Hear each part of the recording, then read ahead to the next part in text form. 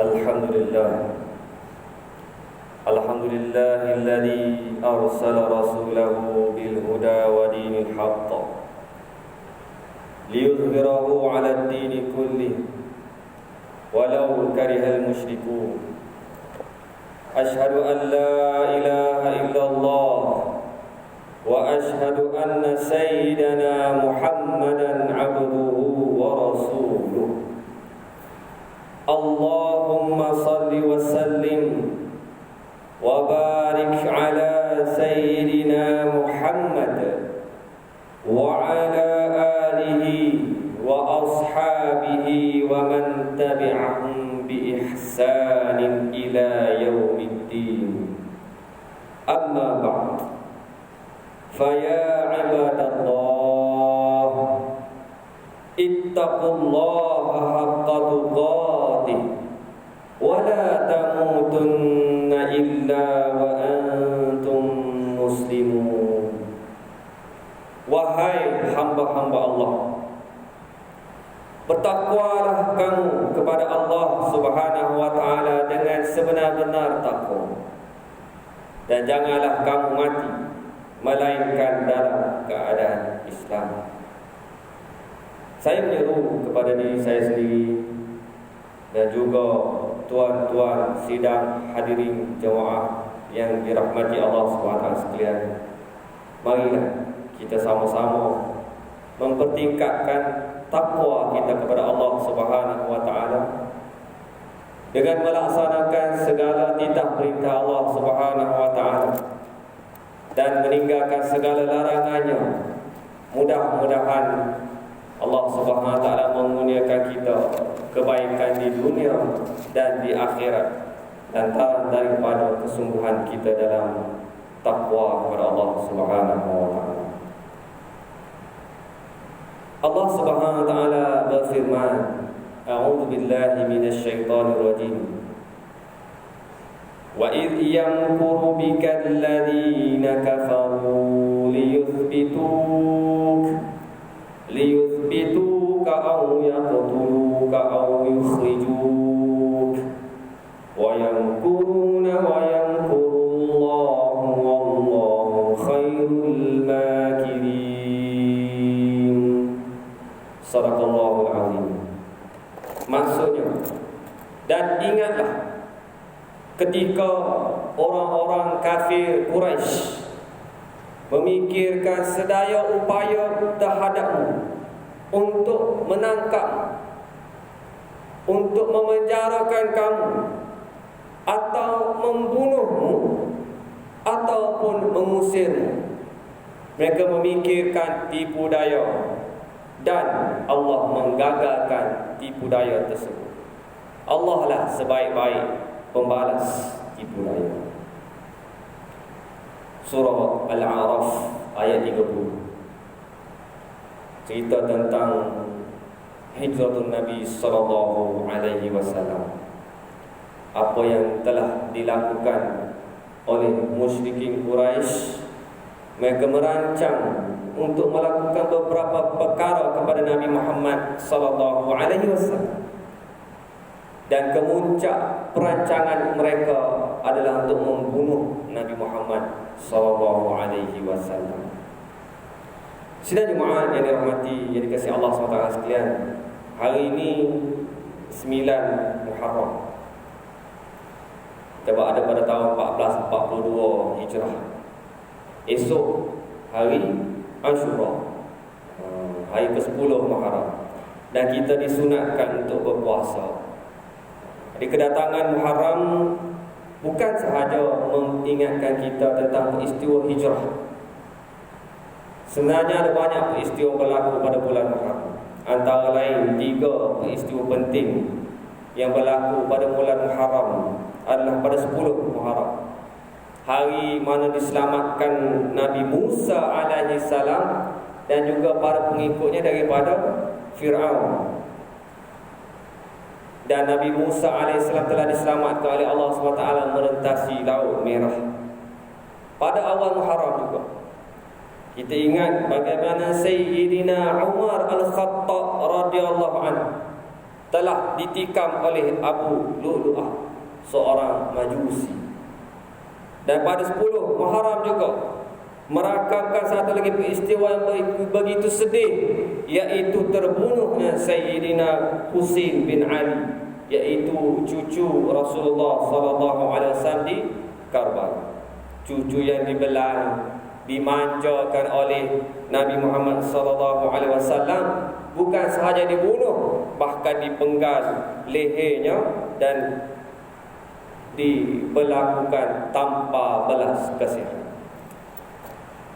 Sidang jemaah yang dirahmati Allah SWT sekalian, masa-masa lagi belum lewat untuk kita sama-sama merenungi beberapa hikmah dan pengajaran daripada peristiwa hijrah Rasulullah SAW bagi mendirikan daulah Islamiyah yang menjamin Islam mampu dilaksanakan dalam setiap aspek kehidupan, bukan hanya khusus kepada ibadah sembahyang, puasa, zakat dan haji sahaja, bahkan pengamalan Islam yang lebih menyeluruh. Peristiwa hijrah merupakan wahyu daripada Allah Subhanahu wa taala, bukannya dengan kehendak peribadi Rasulullah sallallahu alaihi wasallam, bahkan ianya adalah satu perintah daripada Allah Subhanahu wa taala. Dan antara hikmah daripada peristiwa hijrah itu sendiri menunjukkan betapa kemuliaan Nabi SAW. Ada orang menohmah Nabi SAW, mengatakan bahawa Nabi Muhammad ini mulia kerana lahir di tempat yang mulia, kerana lahir di kota Makkah, tempat yang mana Nabi Ibrahim alaihissalam, sejarah Nabi Ibrahim dan Nabi Ismail. Maka oleh kerana Nabi Muhammad SAW lahir di Mekah, maka dia mulia kerana Mekah. Dan ini peristiwa hijrah ini menafikan tohmahan tersebut. Apabila Nabi SAW berhijrah ke Madinatul Munawwarah, Madinah menjadi suatu tempat yang mulia sehingga hari kiamat. Dan makam jasad Nabi SAW dimakamkan di bumi Madinatul Munawwarah, menjadi tempat yang menjadi kunjungan kita umat Islam seluruh dunia. Hadirin sidang jemaah yang dirahmati dan dikasihi Allah SWT sekalian, hijrah mempunyai misi dan matlamat yang sangat besar. Apa misi dan matlamat hijrah?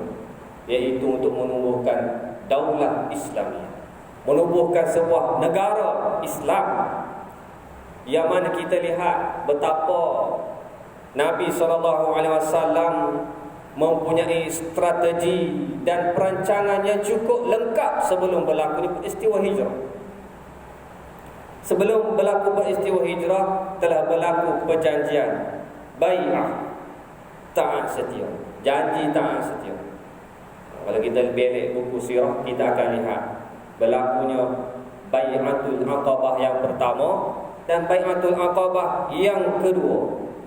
Dalam Bai'atul Aqabah yang kedua, perjanjian Aqabah yang kedua mempunyai satu tuntutan yang lebih berat lagi, iaitu tuntutan untuk berjihad di jalan Allah Subhanahu wa taala, dan tuntutan untuk menjamin keselamatan terhadap diri Rasulullah sallallahu alaihi wasallam.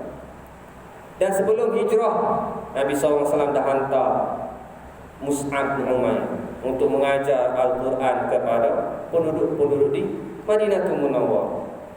Dan sebelum peristiwa hijrah, Nabi SAW telah melantik Naqib, iaitu orang yang telah dipertanggungjawabkan untuk menyampaikan Islam dan memelihara dan menjaga dan mengajar Islam kepada penduduk-penduduk Madinatul Munawwarah. Menunjukkan betapa suatu misi, visi yang begitu besar, yang mana memerlukan perancangan yang begitu teliti daripada Rasulullah SAW sebelum berhijrah. Dan ini menafikan pandangan seorang ahli parlimen yang mengatakan bahawa Nabi SAW adalah pelarian. Mudah-mudahan Allah SWT memberi hidayah kepada kita semua untuk memahami peristiwa hijrah yang sebenarnya. Perancangan yang dilakukan semasa proses hijrah pula Tadi sebelum hijrah, apakah yang telah dilakukan oleh Nabi SAW semasa peristiwa hijrah? Pertama, Nabi SAW keluar pada malam hari. Begitu teliti perancangan Nabi SAW dan membahagi-bahagikan tugas-tugas penting baginda kepada individu-individu tertentu. Antara lain adalah sebelum baginda berhijrah, Nabi SAW telah diamanahkan oleh musyrikin Quraisy, beberapa orang musyrikin Quraisy, untuk menyimpan harta. Maknanya walaupun mereka ni marah kat Nabi Muhammad SAW, tapi dia yakin ini Muhammad orang yang jujur, boleh simpan barang amanah, dia tak rosakkan, dia tak guna. Jadi sebelum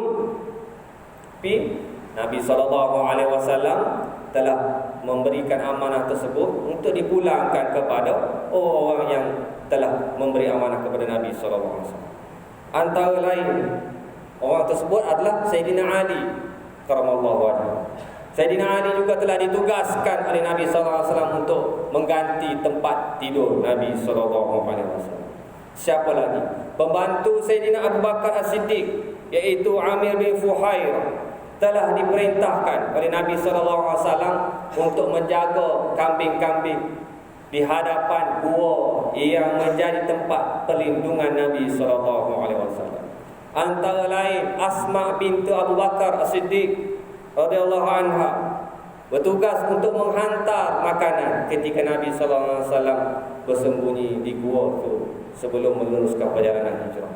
Antara lain Nabi SAW telah mengupah seorang kafir bernama Abdullah bin Uraiqid bagi membantu perjalanan mereka ke Madinah. Jadi ini menunjukkan bahawa kita boleh meminta pertolongan daripada orang bukan Islam selagi mana ia tidak membantukan pelaksanaan Islam itu sendiri. Begitu strategi Nabi SAW merancang sebelum berhijrah, dan begitu berhati-hati semasa berhijrah daripada Mekah ke Madinatul Munawwarah. Sidang Jumaat yang dirahmati sekalian, melihat kepada perancangan dan strategi yang diatur ini, maka kita lebih yakin bagaimana peristiwa hijrah Nabi SAW bukan semata-mata untuk berdakwah, bukan semata-mata untuk kemudahan beribadah, tetapi untuk mendirikan daulah Islamiyah yang membolehkan Islam menjadi pemerintah. Jika sekadar untuk berdakwah, maka Rasulullah SAW tak perlu membuat perancangan yang begitu rapi dan tersusun. Malah apabila tiba di sana, masyarakat Madinah telah mempunyai calon pemimpin yang tersendiri. Mereka ada Abdullah bin Ubay yang boleh jadi pemimpin. Tetapi jika kedatangan Rasulullah SAW bukan untuk mendirikan daulah Islamiyah, maka tidak perlu baginda menjadi pemimpin. Sebaliknya cukup lantik Abdullah bin Ubay jadi pemimpin Madinah, dan baginda sendiri bertindak sebagai pendakwah ataupun orang bertanggungjawab dalam kementerian agama dan sebagainya. Jika dikatakan bahawa Rasulullah SAW berjaya menjadi pemimpin kerana nasib semata-mata, sedangkan kedudukan itu bukanlah penting untuk penyebaran dan pelaksanaan Islam, maka Rasulullah SAW tidak perlu berhijrah, tapi cukup sekadar berada di Mekah dan menerima tawaran untuk menjadi Raja Mekah dengan syarat tidak melaksanakan Islam sebagaimana ditawarkan oleh pemimpin kafir Quraisy sebelum daripada itu. Apa yang kita lihat? Bahawa peristiwa hijrah ini bermula dengan perancangan dan pelaksanaannya menunjukkan kepada kita bahawa politik dan pemerintah serta kewajipan mendirikan daulah Islamiyah yang memastikan Islam terlaksana sepenuhnya merupakan perkara yang terlibat dengan akidah, bukannya perkara main-main. Setiap Jumaat yang diberkati Allah, Allah Subhanahu wa ta'ala berfirman dalam surah Hud ayat 111, wa'tasimu bihablillahi jami'an wa la tafarraqu wadhkuru ni'matallahi 'alaikum idh kuntum a'da'an fa'allafa baina qulubikum fa'asbahtum bi ni'matihi ikhwana wa kuntum 'ala shafa hufratin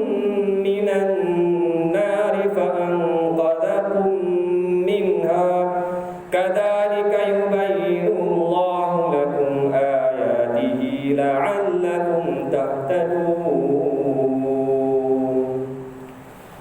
Dan berpegang teguhlah kamu dengan tali Allah, yakni Islam. Dan janganlah kamu bercerai-berai. Dan ingatlah akan nikmat Allah kepadamu ketika kamu dahulu masa jahiliyah bermusuh-musuh. Maka Allah menyatukan hati-hati kamu, lalu menjadi kamu dengan nikmat Allah itu orang yang bersaudara. Dan kamu telah berada di tepi jurang neraka, lalu Allah menyelamatkan kamu daripada. Demikianlah Allah menerangkan ayat-ayatnya kepadamu agar kamu mendapat petunjuk. Barakallahu li wa lakum fil Qur'anil azim wa nafa'ani wa iyyakum bima fihi minal ayati wa dzikril hakim. Taqabbal minni wa minkum tilawatahu innahu huwas samiul alim. Wa astaghfirullahal azim li wa lakum lisa'il muslimin wa muslimat wal mu'minina wal mu'minat. Astaghfiru fa yaqulu mustaghfirin wa ya najatat taibin. Allahumma